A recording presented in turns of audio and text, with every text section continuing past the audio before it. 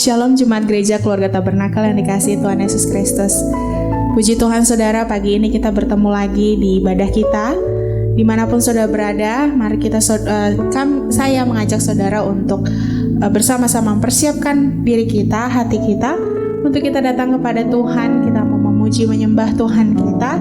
Sebelum kita memulai ibadah kita, saya mengajak saudara untuk bersaat teduh sejenak. Bapa yang baik, terima kasih Tuhan untuk hari yang baru. Pagi ini kami datang Tuhan kepadamu. Kami membawa hati kami membawa hidup kami kepadamu Allah. Kami membawa segala kerinduan kami Tuhan. Biarlah kami terus Tuhan menaruh kehidupan kami di dalam tangan-Mu. Karena kami mau setia di sampai akhir hidup kami Tuhan, untuk kami melayani Engkau. Kami datang membawa pujian penyembahan kami pada pagi hari ini Tuhan.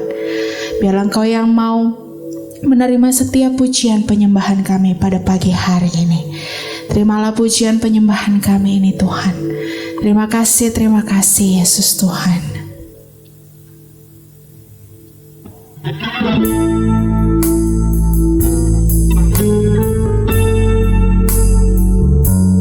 Kami mau setia kepadamu Allah kami.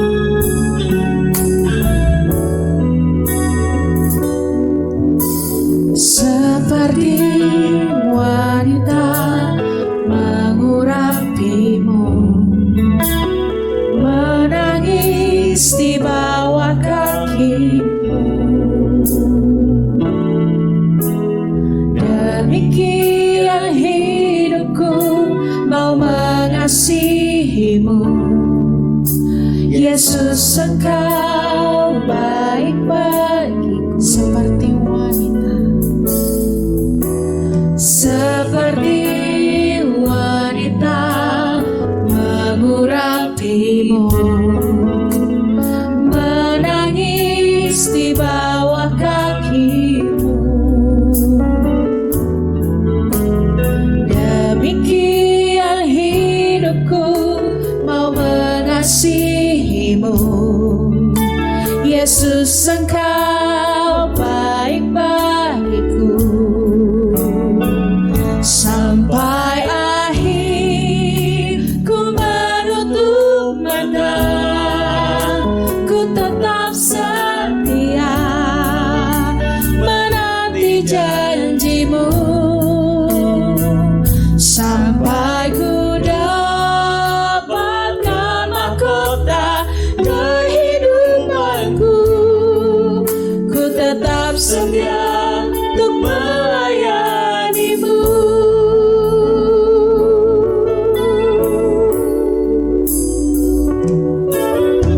Seperti wanita mengurapimu, menangis di bawah kakimu. Demikian hidupku mau mengasihimu. Yesus, Engkau baik bagiku. Sampai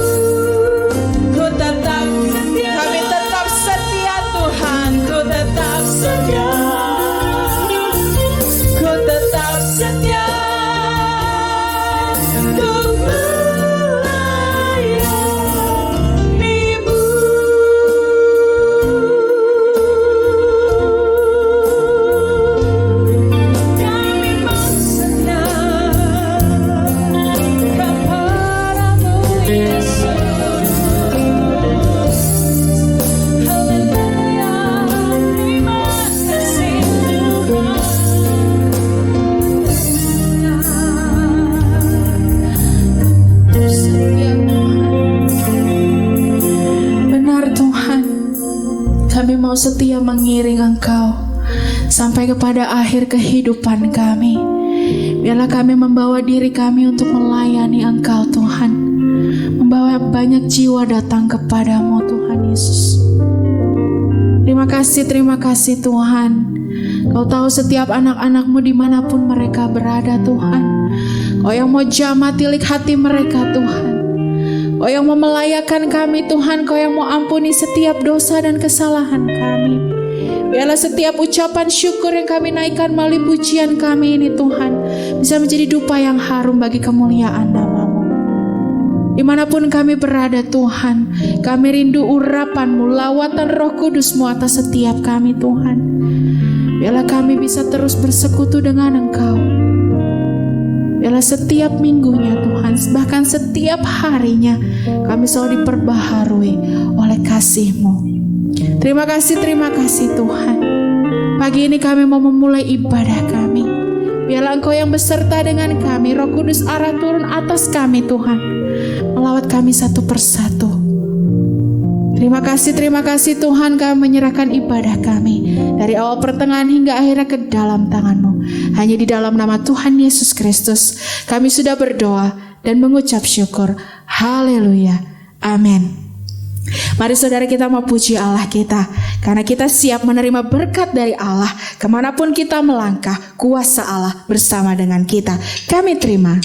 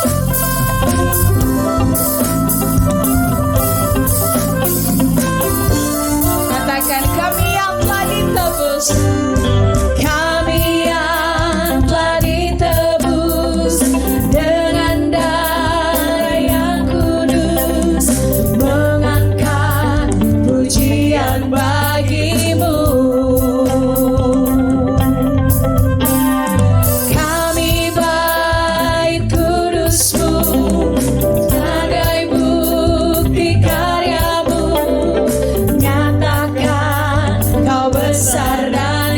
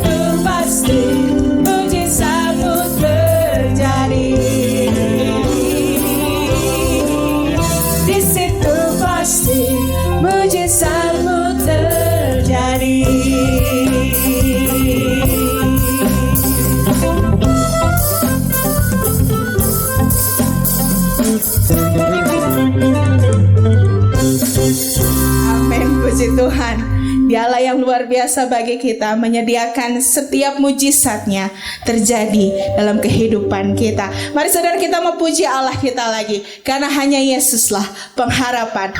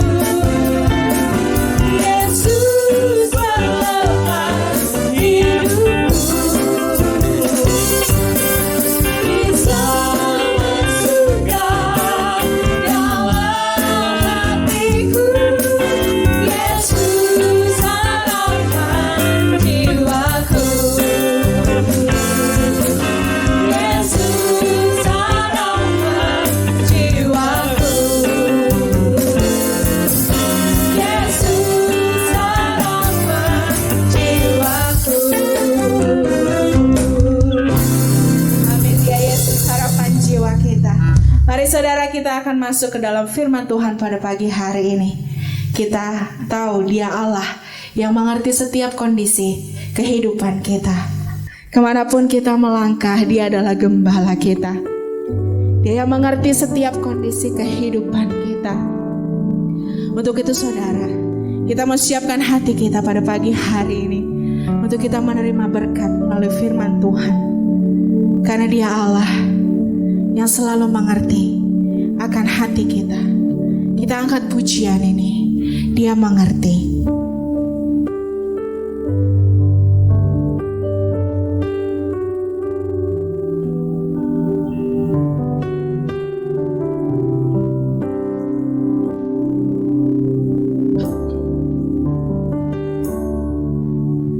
Terkadang kita merasa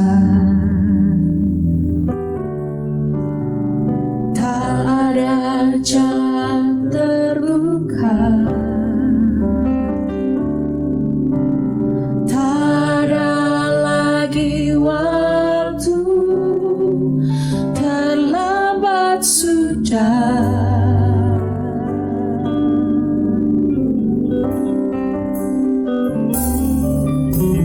Tuhan tak pernah berdusta, selalu pegang janjinya. Bagi orang percaya, mujizat nyata.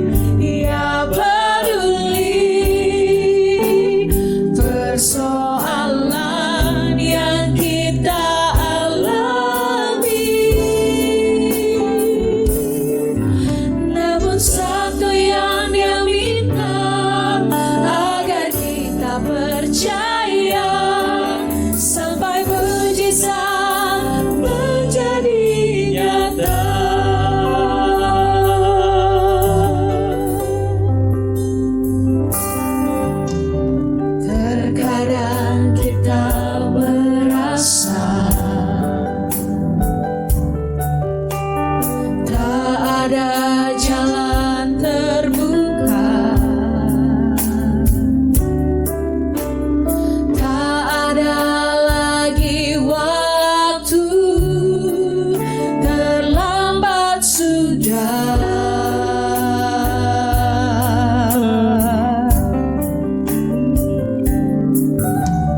Tuhan tak pernah berdusta. Dia selalu pegang janjinya. Bagi orang percaya, mujizat nyata.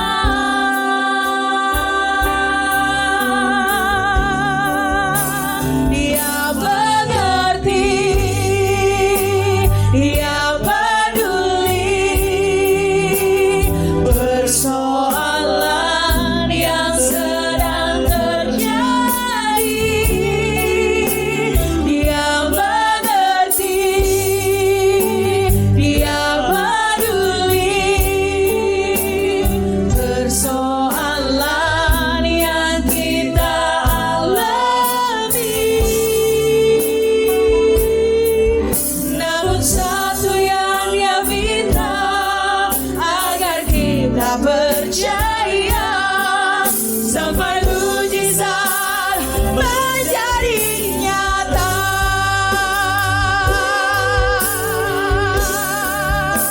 Dia mengerti, dia peduli persoalan yang sedang terjadi. Dia mengerti, dia peduli persoalan yang kita alami. Namun satu yang dia minta, agar kita percaya sampai mujizat menjadi nyata. Namun satu yang dia minta, agar namun satu yang dia minta, namun satu yang dia minta, agar kita percaya. Namun satu yang dia minta, agar kita percaya sampai mujizat menjadi nyata.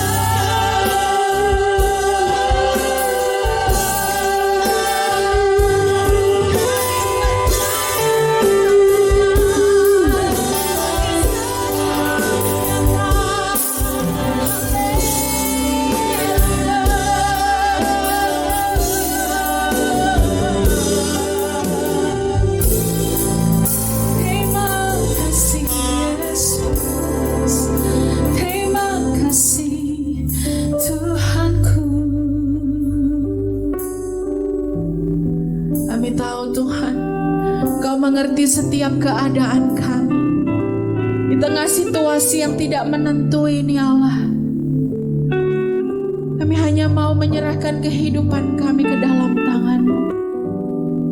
Segala kekhawatiran hidup kami Tuhan, kami mau taruh di bawah kaki-Mu Tuhan, karena Engkau Allah satu-satunya jalan keluar dari kami Tuhan. Ajar kami untuk mengerti Tuhan. Ajar kami untuk bersabar menanti Tuhan di dalam waktu-Mu. Biarlah kami terus berseru-seru kepadamu Tuhan, karena sungguh Engkau Allah satu-satunya jawaban dalam kehidupan kami. Terima kasih Yesus. Sebentar Tuhan, kami rindu mendengarkan berkat dari firman Tuhan pada pagi hari ini. Biarlah Tuhan Kau mau mengurapi hamba-Nya Bapak Robi Tenggala Tuhan, dalam menyampaikan semua firman Allah yang sudah Engkau titipkan melaluinya Tuhan. Kau mau urapi mulut bibirnya Tuhan, agar setiap firman Tuhan boleh kami dengar dan boleh menjadi jawaban bagi kehidupan kami Tuhan. Begitupun dengan kami Tuhan, anak-anak-Mu. Biarlah Engkau mengurapi setiap kami Tuhan. Biarlah Engkau memampukan kami Tuhan untuk kami melakukan firman-Mu itu di dalam kehidupan kami. Terima kasih Tuhan untuk waktu yang luar biasa ini. Kami mau menyerahkan Tuhan jam pemberitaan firman Tuhan ini ke dalam tangan-Mu. Hanya di dalam nama Tuhan Yesus Kristus kami sudah berdoa dan mengucap syukur. Haleluya. Amin. Shalom jemaat GKT yang dikasihi oleh Tuhan Yesus. Bersyukur kepada Tuhan, hari ini masih diberi kesempatan buat kita semua untuk berbuat ibadah dengan luasa ya. Bersyukur kepada Tuhan bahwa kondisi hari ini memudahkan saya untuk mengunjungi dan melayani saudara dengan tidak harus susah naik travel, naik kereta api. Puji Tuhan. Pada awal musim pandemi ini kita semua sesungguhnya merasa tiba-tiba jatuh dalam satu keadaan yang sangat sulit ya saudara ya. Kita diterpa oleh yang namanya serba keterbatasan ya. Gerakan kita terbatas, kegiatan kita terbatas, ibadah kita terbatas dan seterusnya. Tapi setelah 3 bulan berlalu ya, kita mulai terbiasa ya dengan hal yang seperti ini. Sudah mulai beradaptasi dengan kondisi yang baru. Kemudian kita juga sudah mulai bisa menerima dengan damai apa yang Tuhan izinkan terjadi dalam hidup kita ya. Pada mulanya kita merasa itu adalah satu hal yang menyesalkan sekali, tapi sekarang kita sudah bisa menerima dengan damai sejahtera ya. Tidak ada lagi satu ganjelan, tidak ada satu keluhan di dalam hati kita. Nah saudara, itu menyiratkan satu hal ya saudara ya. Kadang-kadang Tuhan mengizinkan kita mengalami hal-hal yang kurang enak, tapi pada suatu hari kita akan tahu bahwa di balik hal itu ada tujuan Tuhan yang baik. Saudara, hari ini saya mau share kepada saudara tentang apa yang Tuhan pesankan kepada saudara melalui saya ya, yaitu di dalam keadaan yang seperti ini. Saudara, kita tidak tahu ya pandemi ini nanti kapan baru selesai, kapan ekonomi akan pulih, kapan nanti semua kegiatan ekonomi akan bergulir kembali ya saudara ya. Kita tidak tahu penantian ini berapa lama. Satu hal saudara, nomor satu yang kita perlu tahu adalah kita harus belajar ya saudara ya, berdamai dengan waktunya Tuhan.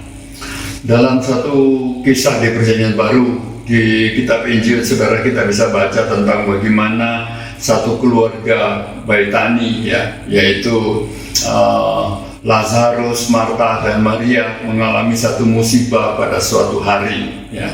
Kita tahu cerita itu ya saudara ya, Lazarus meninggal, Lazarus mati ya. Saudara, kalau kita lihat keluarga Betani ini ya, selalu yang disebut 3 nama saja, Marta, Maria dan Lazarus, tidak ada orang lain ya.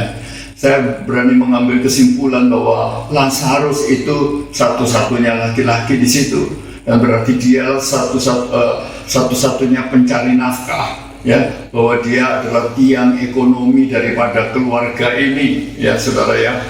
Dan tiba-tiba saudara ya, Lazarus tidak ada ya. Keluarga ini tiba-tiba kehilangan penopang, kehilangan pencari nafkah ya saudara ya. Itu apa yang menimpa keluarga di Betani ini sama saudara dengan apa yang banyak orang alami di dalam hari-hari ini ya. Ketika orang sedang bekerja dengan asik-asiknya, dengan enak-enaknya, tiba-tiba saudara ya, terjadi pandemi ini dan banyak orang kehilangan pekerjaan ya. Saudara, mall ditutup, segala usaha harus tutup dan seterusnya ya saudara ya. Seperti Lazarusnya sudah tidak ada ya. Itulah saudara ya, sekalipun pada zaman dulu belum ada COVID-19 ya saudara ya, tetapi kesusahan model ini itu sudah ada saudara ya. Tuhan sudah memberikan satu keteladanan, satu contoh ya saudara ya, bahwa situasi seperti ini itu juga bisa terjadi dalam setiap keluarga Kristen ya saudara ya. Dari hari itu kisah tentang Lazarus menjadi sangat relevan dengan situasi kita hari ini ya. Dan kemudian kita tahu saudara ya, apa yang dilakukan oleh keluarga ini ya, kirim WA mungkin ya saudara ya, kirim SMS mungkin, panggil Tuhan Yesus untuk datang ya, supaya Lazarus bagaimana caranya dibangkitkan atau ditolong atau disembuhkan atau apa saja. Tapi kiranya Tuhan datang melawat mereka di Betani supaya mereka mendapat pertolongan. Nah saudara, penantian itu satu hal yang paling tidak enak dalam hidup ini ya. Apalagi saudara kalau kita tidak tahu berapa lama kita harus menantikan. Dan dalam kaitan ini saudara, keluarga ini juga mengalami trouble yang sama, kesulitan yang sama, masalah yang sama ya saudara ya. Dan ketika mereka mengirim orang untuk memanggil Tuhan Yesus, mari saudara kita lihat apa yang dikatakan oleh Tuhan Yesus ya. Bagaimana respon dari sisi Tuhan Yesus ya. Yohanes 11 ayat 14 mengatakan, karena itu Yesus berkata dengan terus terang saudara ya, Lazarus sudah mati, tetapi syukurlah aku tidak hadir pada waktu itu, sebab demikian lebih baik bagimu, supaya kamu dapat belajar percaya. Marilah kita pergi sekarang kepadanya. Saudara ya, Tuhan mengatakan aku bersyukur ya saudara ya. Tuhan bersyukur saudara, karena dia tidak ada pada waktu Lazarus meninggal. Saudara, bayangkan saudara ya, sangat berbeda ya. Kita melihat peristiwa ini dari sudut keluarga di Betani dan dari sudut Tuhan Yesus ya saudara ya. Oh saudara, bagi keluarga di Betani ya, ketidakberadaan Tuhan Yesus pada masa yang genting itu, pada saat yang genting itu, bukan satu hal yang patut disyukuri, tapi Tuhan Yesus mengatakan itu yang patut disyukuri ya saudara, itu yang baik, itu ada tujuan baiknya, itu lebih berharga, itu lebih bernilai ya, itu akan mendatangkan manfaat daripada pada waktu Lazarus mati dia ada di situ ya saudara ya. Sehingga Lazarus mungkin kalau Tuhan Yesus ada di situ, Lazarus nggak jadi mati ya saudara ya. Tapi inilah saudara ya, inilah yang diizinkan oleh Tuhan ya saudara ya, kepada keluarga yang saleh ini ya saudara ya, yang tidak berdosa ini ya saudara. Untuk apa saudara? Untuk mengajarkan iman, untuk melatih iman keluarga di Betani ini. Jadi saudara, kadang-kadang ketika kita sedang hidup di dalam kehidupan yang normal ya, ada orang Kristen, anak-anak Tuhan, orang percaya yang hidupnya saleh, yang tidak buat apa-apa, yang tidak menyenangkan hati Tuhan ya. Tiba-tiba saudara, engkau dengan tidak mengerti sebab musababnya, lalu tiba-tiba mengalami hal yang tidak enak di dalam hidup, kehilangan Lazarus Anda, kehilangan pencaharian Anda. Nah saudara, dan kemudian Anda tidak tahu harus bagaimana dan kapan jalan keluar itu ya, kapan jalan keluar itu ada, muncul ya saudara. Sampai kapan ya saudara padang gurun ekonomi ini berlangsung. Nah saudara, mari kita lihat bagaimana keluarga Betani ini melalui hari-hari mereka ya. Bagaimana keluarga Betani ini merespon ya padang gurun ekonomi mereka ya saudara. Ada dua orang yang tinggal di situ, Marta dan Maria. Dan saudara, apa yang terjadi ketika Tuhan Yesus mulai datang ya saudara ya, mungkin Tuhan Yesus datang jalannya pelan-pelan supaya lama baru tiba ya. Dan saudara, membuat penantian itu semakin menggelisahkan ya. Nah saudara, dan kemudian kita lihat yang paling gelisah di sini adalah Marta. Ketika Marta dengar bahwa Tuhan Yesus sudah mulai mendekati Betani ya, sudah ada di desa sebelah dan sedang memasuki desa Betani, saudara, Marta tidak bisa tahan ya, dia gelisah, dia lari keluar dari rumahnya, dia pergi ke perbatasan desa itu ya, dia menyongsong Tuhan Yesus ya saudara ya. Ibarat kalau saudara di jalan Sumatera, mungkin Marta ini saudara sudah lari ke pintu gerbang tol Pasteur gitu ya, saudara ya, dia tidak bisa tahan, dia tidak bisa menanti lebih lama ya saudara, dan dia menyongsong di sana, menyusul Tuhan Yesus. Lalu dia mengatakan ya bahwa kalau saja guru ada di sini, kalau saja Tuhan ada di sini, maka saudaraku tidak akan mati. Nah saudara, itu kemudian saudara, apa yang terjadi setelah perjumpaan Marta dengan Tuhan Yesus? Oh saudara, ya, Marta berkata kepada Tuhan Yesus, Tuhan, sekiranya Engkau ada di sini, saudaraku pasti tidak mati. Tapi sekarang pun aku tahu bahwa Allah akan memberikan kepadamu segala sesuatu yang Engkau minta kepadanya. Kata Yesus kepada Marta, saudaramu akan bangkit. Oh saudara, Tuhan Yesus sudah jawab apa yang diinginkan, apa yang dibutuhkan oleh Marta. Tapi Marta tidak ngerti, ya saudara ya. Kata Marta kepadanya, aku tahu bahwa ia akan bangkit pada waktu orang-orang bangkit pada akhir zaman. Bangkitnya orang-orang kudus pada akhir zaman. Nah saudara, dan kemudian jawab Yesus, akulah kebangkitan dan hidup. Barang siapa percaya kepadaku, ia akan hidup walaupun ia sudah mati. Dan saudara, dan setiap orang yang hidup dan yang percaya kepadaku tidak akan mati selama-lamanya.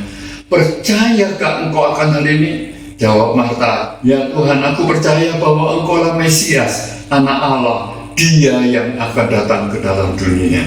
Saudara, Marta terus membawa urusan ini kepada akhir zaman, ya, kepada titik di mana kekekalan akan dimulai, ya saudara. Seolah-olah saudara ya, jadi kita bisa melihat Marta bagaimana perspektif dia, ya, bahwa bagi seorang Marta, ya saudara ya, kebangkitan Lazarus itu hanya bisa terjadi pada akhir zaman, bukan pada zaman dia hidup.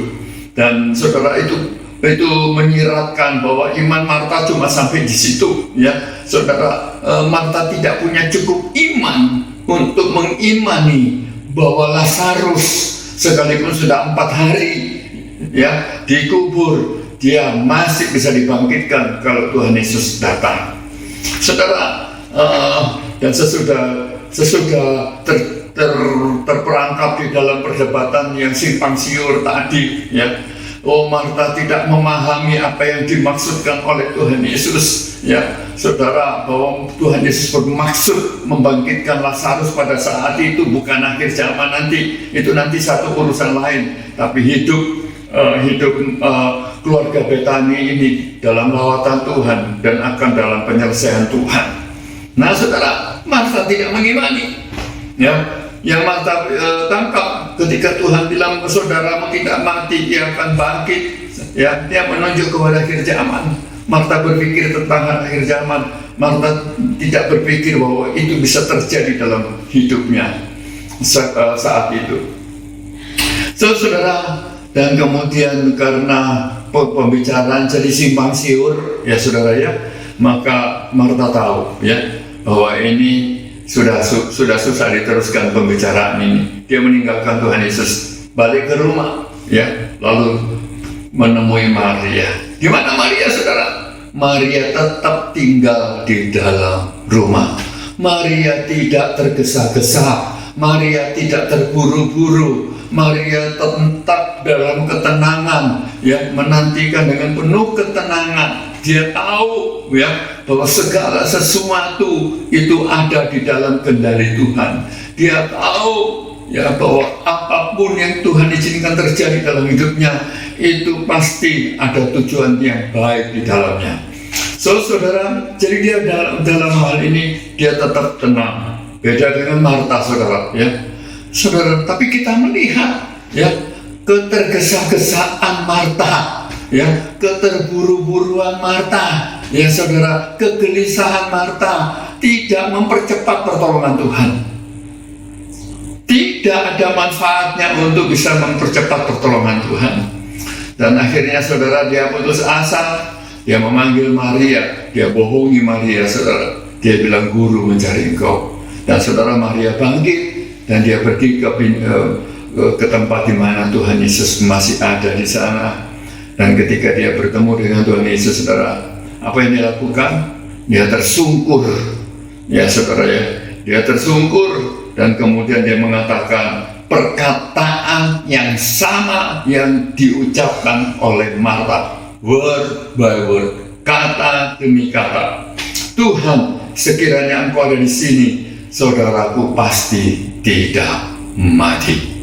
Saudara, seketika itu kemudian Tuhan Yesus lalu, saudara, jatuh belas kasihannya. Lalu dia mengatakan, di mana Engkau letakkan dia? Saudara, Yesus langsung bertindak dan Lazarus bangkit. Saudara, ini menyiratkan, saudara ya, satu pelajaran bagi kita. Kalau kita sedang ada di dalam situasi seperti keluarga Baitani itu, ya, yang kehilangan Lazarus kita, maka alangkah baiknya kalau kita bisa menjadi seperti Marta dan bukan jadi seperti bukan seperti Marta, tetapi menjadi seperti Maria. Maria mengenal betul Tuhan Yesus, saudara. Dia tahu Tuhan Yesus pasti bertindak dan akan menolong dia. Marta, saudara, ya, sudah kenal Tuhan Yesus begitu lama, ya saudara, tetapi tidak mengerti apa yang diimani oleh Maria. Dia merespon dengan cara yang keliru dan dia tidak mendapatkan apa-apa. Saudara, ketika Marta dan Maria mengucapkan permohonan yang sama, Tuhan, sekiranya Engkau ada di sini, saudaraku pasti tidak mati. Ya, doa yang sama loh saudara, doa permintaan yang sama yang diucapkan oleh Maria dan yang diucapkan oleh Marta. Tapi saudara, respon Tuhan kepada doa yang sama ini ternyata tidak sama. Ya, kepada Marta, saudara, responnya simpang siur, ya, dan tidak menghasilkan jawaban. Tapi ketika Maria mengucapkan doa itu, saudara, Maria yang mengucapkan permintaan itu, tiba-tiba Tuhan yang langsung merespon dan mengatakan, di mana Kau letakkan dia? Nah, saudara, di sini kita belajar satu hal, saudara ya. Bukan apa yang kita doakan atau bukan bagaimana kita berdoa, tapi siapa kita di hadapan Tuhan, ya saudara. Bukan bagaimana kita berdoa, saudara, bukan, tapi siapa kita di hadapan Tuhan. Ketika Maria, ya saudara ya, di dalam sikapnya, ya saudara ya, di dalam kehancuran hatinya, ya saudara, dia mengucapkan kata-kata yang sama dengan yang diucapkan Marta. Tapi saya percaya, saudara, ya, di dalam gestur yang berbeda, di dalam intonasi yang berbeda, ya saudara, di dalam cara yang berbeda. Saya nggak tahu, saudara, gestur Marta waktu mengatakan itu, saudara. Mungkin dia sambil tolak pinggang, mungkin sambil marah-marah, sambil muka kecut. Saya tidak tahu, saudara, ya. Tapi saudara lihat Maria. Dia datang menghampiri Tuhan, mengucapkan perkataan yang sama, tapi dengan cara yang berbeda.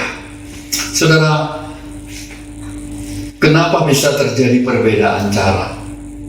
Karena perbedaan pengenalan.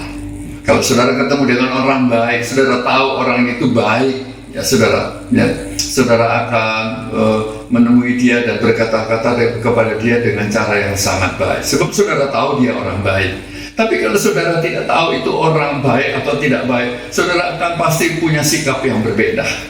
Ya saudara, itu tergantung apa yang kita ketahui dari orang itu. Maria sangat tahu siapa Tuhan Yesus. Marta tidak begitu tahu siapa Tuhan Yesus. Ya, sebaik apa dia, semau apa dia menolong keluarga ini. Saudara, nomor satu, saudara, ya, berdamai, ya saudara ya. Berdamai dengan waktunya Tuhan. Kita harus percaya Allah punya waktu yang sempurna untuk menolong kita mengakhiri, ya saudara, pada gurun ekonomi kita, ya saudara ya. Dan dia tahu, ya saudara, waktu yang sempurna untuk melakukan itu. Dan hanya orang yang punya keintiman sama Tuhan, yang mengenali Tuhannya dengan baik, yang saudara punya satu damai sejahtera, ya, menantikan waktu itu datang di dalam hidupnya. Itu Maria, saudara. Yang kedua, saudara, ya, yang pertama tadi berdamai dengan waktunya Tuhan. Yang kedua, saudara, mengenali waktunya Tuhan. Ya, saudara ya, hidup itu adalah deretan dari menit, jam, hari, minggu, bulan, dan tahun. Ya, saudara ya, itu kita namakan apa, saudara? Kronos, ya, waktu kalender ini, waktu duniawi ini, ya, saudara ya. Hidup kita itu deretan dari waktu-waktu yang seperti itu. Nah, saudara, di antara deretan kronos ini, saudara ya, sebetulnya ya terselip satu atau beberapa yang namanya momentum, ya, yang namanya kairos, yang namanya saat Tuhan bertindak, ya, saudara ya. Dan kadang-kadang, saudara, kita tidak mengenali, ya, ketika momentum itu datang, ketika kairos itu datang, ya, saudara, kita terus menantikan dan melewatkan ketika kairos itu muncul di depan kita karena kita tidak bisa mengenali itu. Jadi, saudara, ya, hal yang kedua, saudara, di dalam penantian kita harus punya skill ini, saudara, mengenali waktunya Tuhan, mendeteksi kapan kairos itu tiba. Dalam perjanjian lama, saudara, ya, dalam 2 Raja-Raja pasal 7 ada satu kisah yang mirip-mirip dengan penantian yang seperti itu. Ya, saya baca bagi kita sekalian. 4 orang yang sakit kusta ada di depan pintu gerbang kota Samaria, saudara. Berkatalah yang seorang kepada yang lain, mengapakah kita duduk-duduk di sini sampai mati? Jika kita berkata, baiklah kita masuk ke kota, padahal di dalam kota ada kelaparan, kita akan mati di sana. Tetapi jika kita tinggal di sini, kita akan mati juga. Jadi sekarang marilah kita menyeberang ke perkemahan tentara Aram. Jika mereka membiarkan kita hidup, kita akan hidup. Dan jika mereka mematikan kita, kita akan mati. Lalu pada waktu senja, bangkitlah mereka masuk ke tempat perkemahan orang Aram. Ketika mereka tiba ke pinggir tempat perkemahan orang Aram itu, tampaklah tidak ada orang di sana.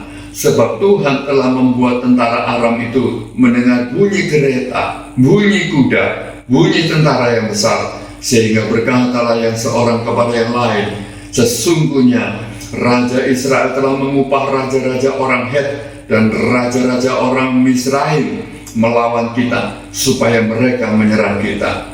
Karena itu bangkitlah mereka melarikan diri pada waktu senja dengan meninggalkan kemah dan kuda dan keledai mereka serta tempat perkemahan itu. Dengan begitu saja mereka melarikan diri menyelamatkan nyawanya. Saudara, ya, sekilas, saudara ya, kisah ini adalah tentang satu orang yang, ya, dalam keadaan putus asa lalu nekat lalu pergi ke tempat perkemahan tentara Aram, ya. Mudah-mudahan, ya, gambling banget, ya, saudara ya, sangat-sangat untung-untungan, ya, kelihatannya seperti itu, saudara ya. Tapi mari, saudara, kalau kita teliti kisah ini, sebetulnya ada unsur Tuhan di dalamnya, ya, saudara. Itu kisah tidak berdiri sendiri, ada unsur Tuhan. Sebelum itu, saudara, ya, satu hari sebelumnya, ya, Elisa bernubuat, dengarlah firman Tuhan, beginilah firman Tuhan, besok kira-kira waktu ini, sesukat tepung yang terbaik akan berharga sesikal, dan 2 sukat jelai akan berharga sesikal di pintu gerbang Samaria. Saudara, Elisa bernubuat di tengah-tengah situasi kelaparan, bahwa besok 24 jam dari saat itu, ya, keadaan akan berbalik sama sekali, ya, saudara, ya, dari tidak ada makanan menjadi berkelimpahan makanan. Nah, saudara, ya, saya percaya, saudara, orang kusta ini tidak dengar itu nubuatan, ya. Dia berdiri, dia tinggal di pinggiran kota, di luar pintu gerbang kota, ya. Elisa bernubuat di dalam kota, ya, dan suara Elisa tidak kedengaran sampai di luar sana, ya. Mereka tidak tahu menahu tentang nubuatan ini, ya, saudara. Tapi satu hal, ya, saudara, yang membuat saya sangat amazed, ya, saudara ya, adalah the time, ya, saudara, saat di mana kenekatan orang kusta itu tiba-tiba timbul, ya, itu bukan saudara timbul begitu saja, ya saudara ya. Tidak timbul 3 hari yang lalu atau 2 hari yang lalu, tidak saudara ya.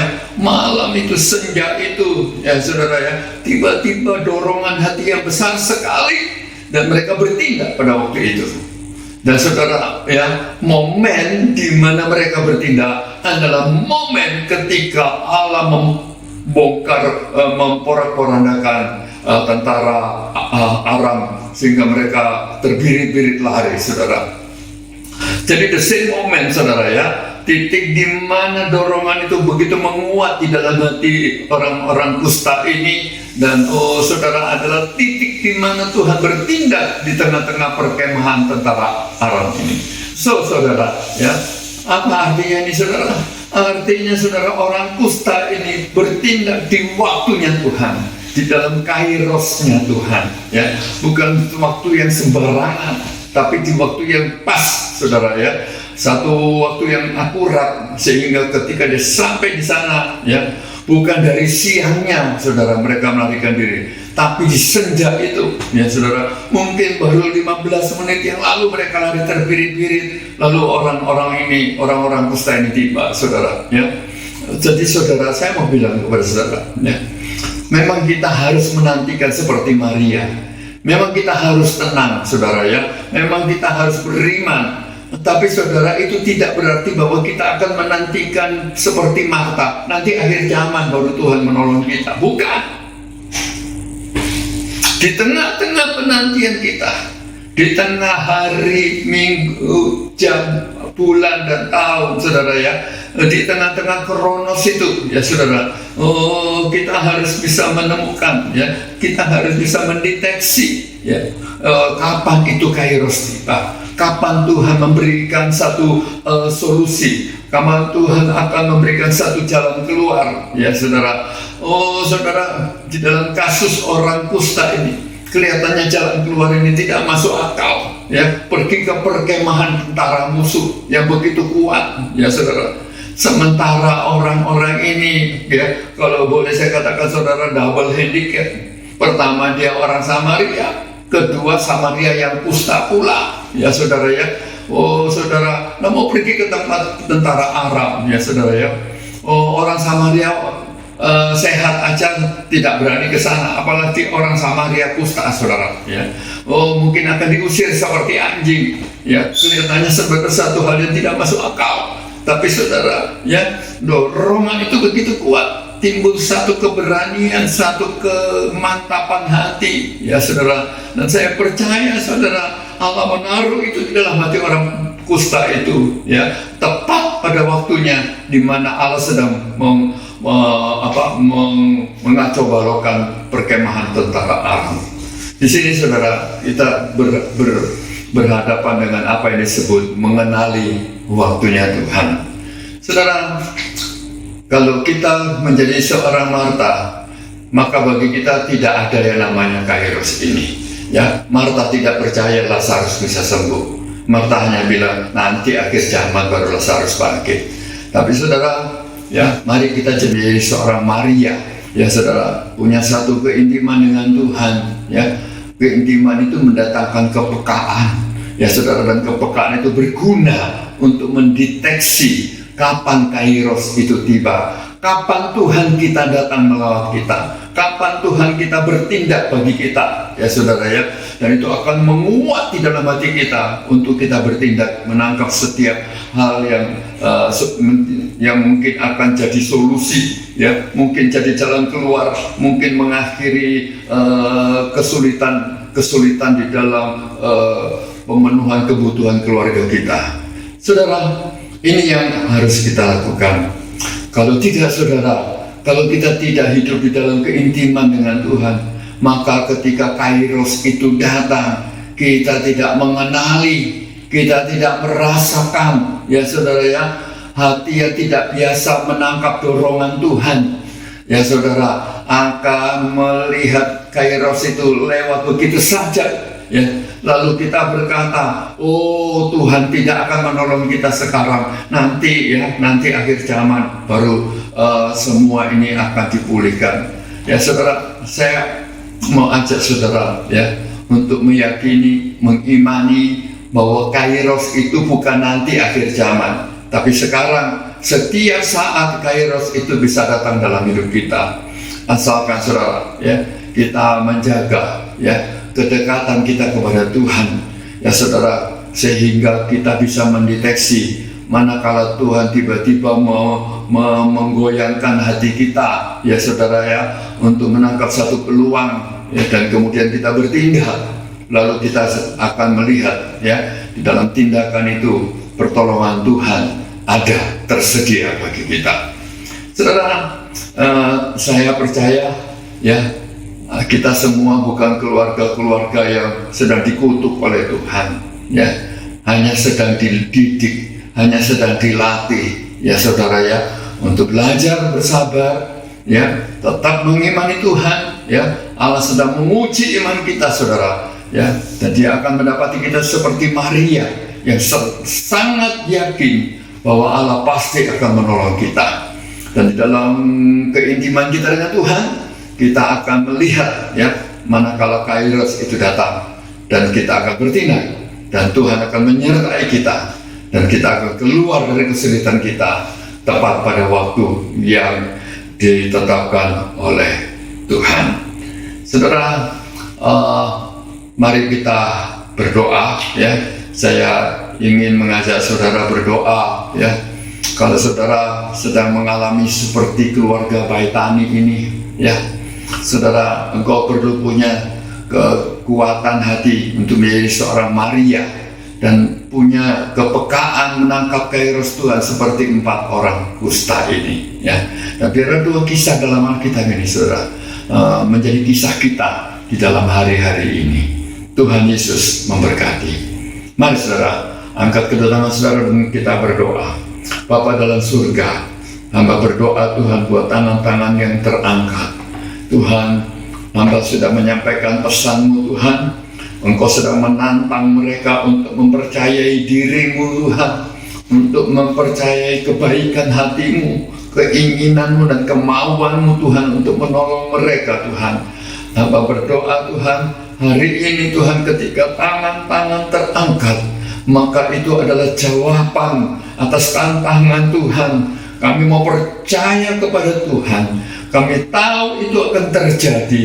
Dan Tuhan, Engkau membuat penglihatan rohani kami, mata rohani kami jernih untuk bisa melihat ketika Kairos itu tiba. Dan kemudian kami akan bertindak pada waktu yang sangat akurat, sangat sempurna, dan waktu Tuhan. Dan kami akan melihat bagaimana Tuhan ternyata telah menyediakan pertolongan itu bagi kami. Tuhan, kami tahu Kairos tersedia bagi setiap keluarga. Kami tahu Tuhan, pertolongan Tuhan tersedia bagi setiap orang.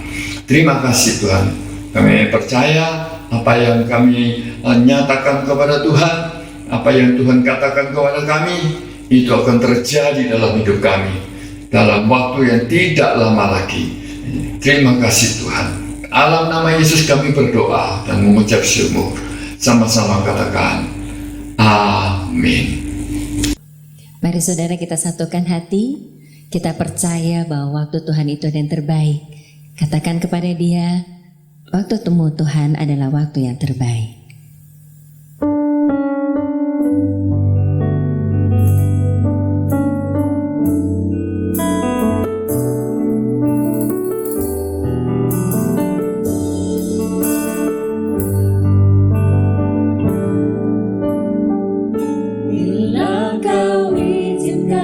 Sesuatu terjadi,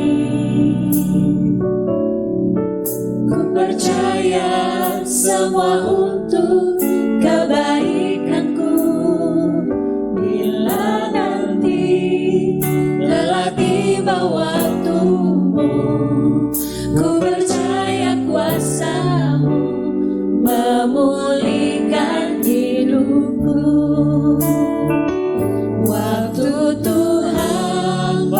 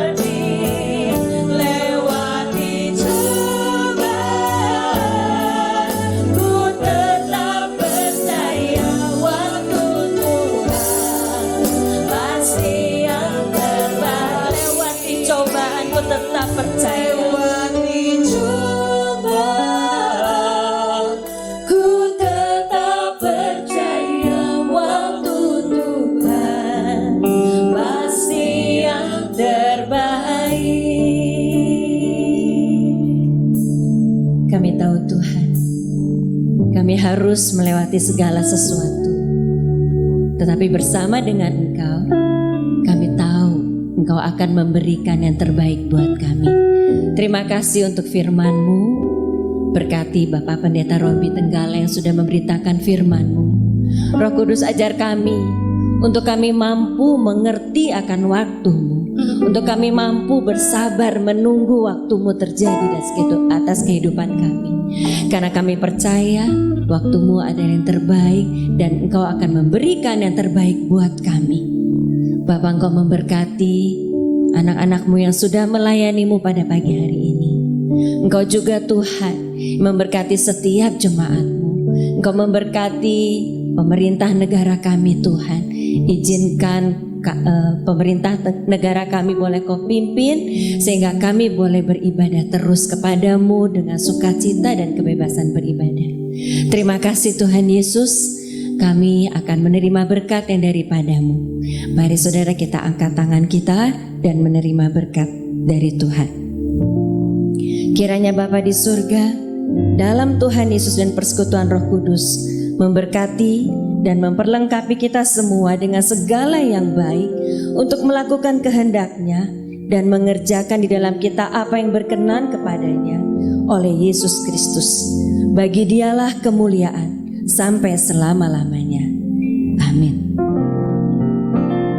Bapa, terima kasih.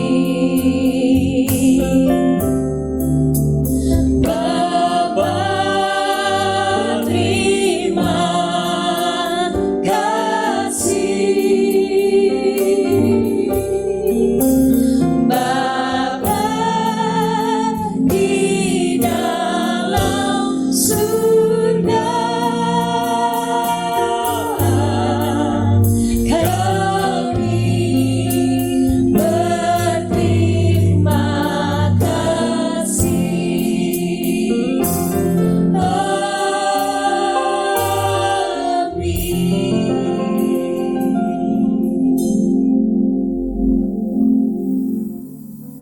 Shalom Jemaat Gereja Keluarga Tabernakel yang dikasihi oleh Tuhan Yesus.